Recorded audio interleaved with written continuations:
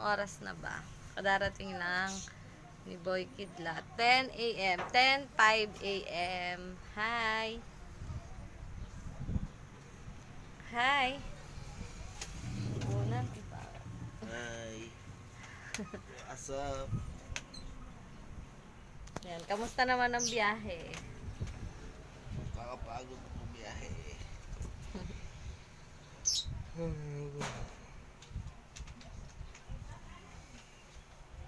So, yan, kagagaling ko pala kanina sa school.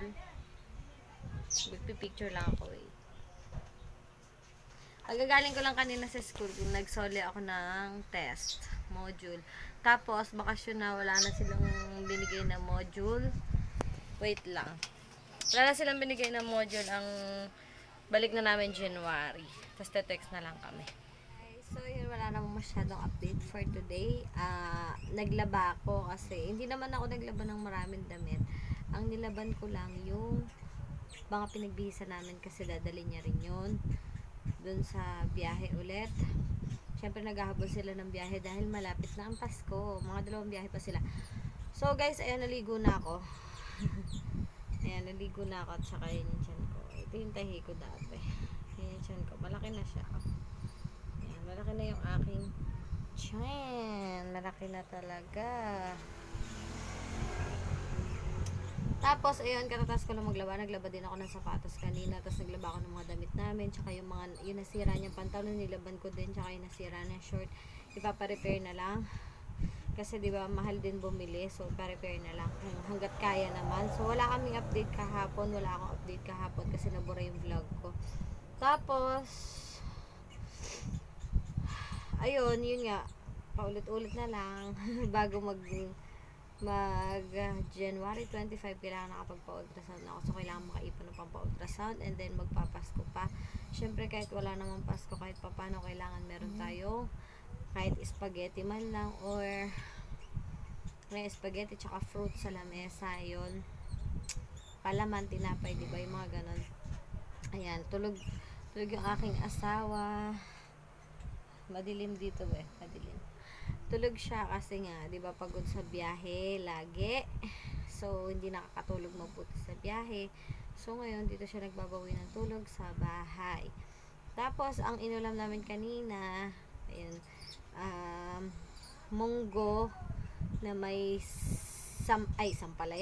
ampalaya na bunga na ginayat at saka malunggay at saka chicharon. So, bigay lang yun kay isang ko sa kapitbahay.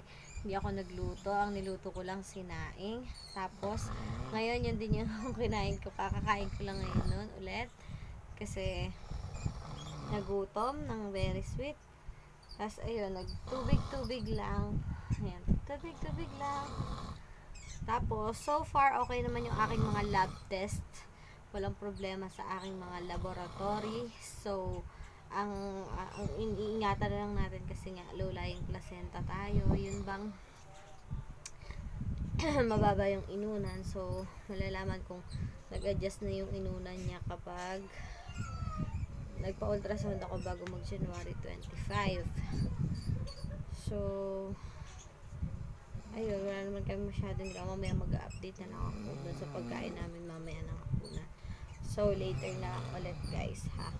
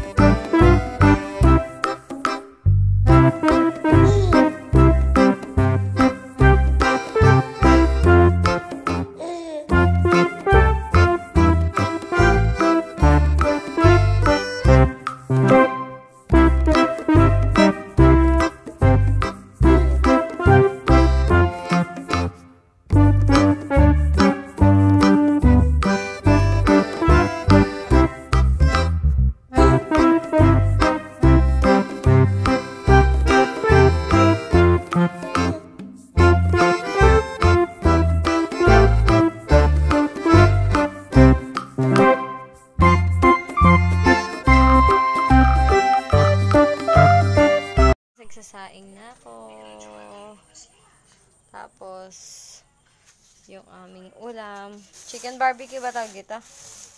Chicken barbecue, 2 piraso, 92. Oh my gosh. 92 pesos luluto natin. Tapos isang kamatis, 5 piso. Ayan. Tapos papakita ko sa inyo mamaya. Ayan, habang ako'y nagluluto. Ayan ko. 21 weeks and 5 days na yan. Malaki na. Aking baby. Ayan. Si Daddy. Nanonood si Daddy. Ayan o. Hi. Nanood. Naghihintay lang kami ng sinaing. Tapos after nung sinaing namin, magpiprito na ako nung chicken barbecue. Oh, Diyos ko. 2 piraso lang, 92 pesos. Mahal na. Tapos ayun. Makikita na sure na yun. Kasi kapag nagpa-ultrasound ako kasi matagal yun, diba? Kasi ano yun yung sa malaking ultrasound talaga yun. Makikita na talaga yung gender ni baby. Aking babying makulit. Laki na niya, diba? Hindi siya halata pag nakatayo ako mataba kasi ko, guys. Pero ano, hindi man ako masyadong kumakain sa gabi. Ayan, gumagalaw.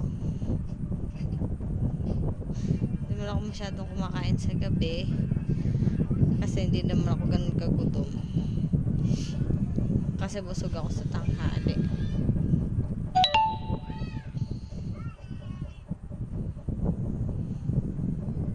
Yan, so mamaya mapakita ko sa inyo yung aking iluluto.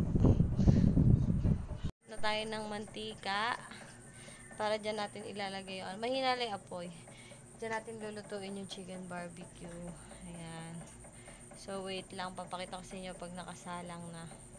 Guys, may nang mahinali apoy. Nasusunog lang siya dahil sa asukal. Ayan, sinalang yung isa kanina. Ayan. Isa-isa lang. Tsaka ano, slowly but surely. Wait. Ayan. Diba?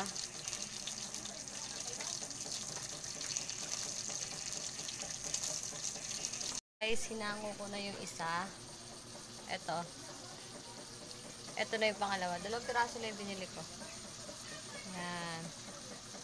So, mahina lang din yung apoy syempre kasi masusunog yung asukal tsaka mabibigla. Hindi masarap, diba? Mas maganda yung unti-unti lang. So, ayan. Hintayin lang natin yun. Biling-biling lang ng very sweet.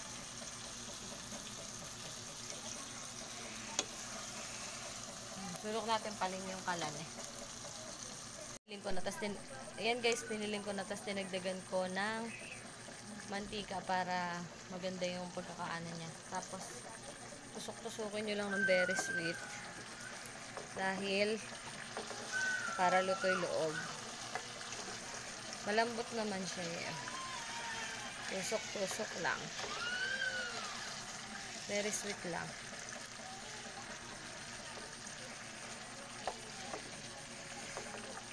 Yan. Diba?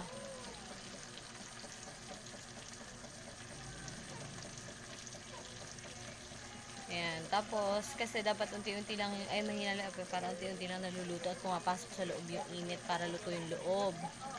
Diba? Para hindi siya naapura. Yan.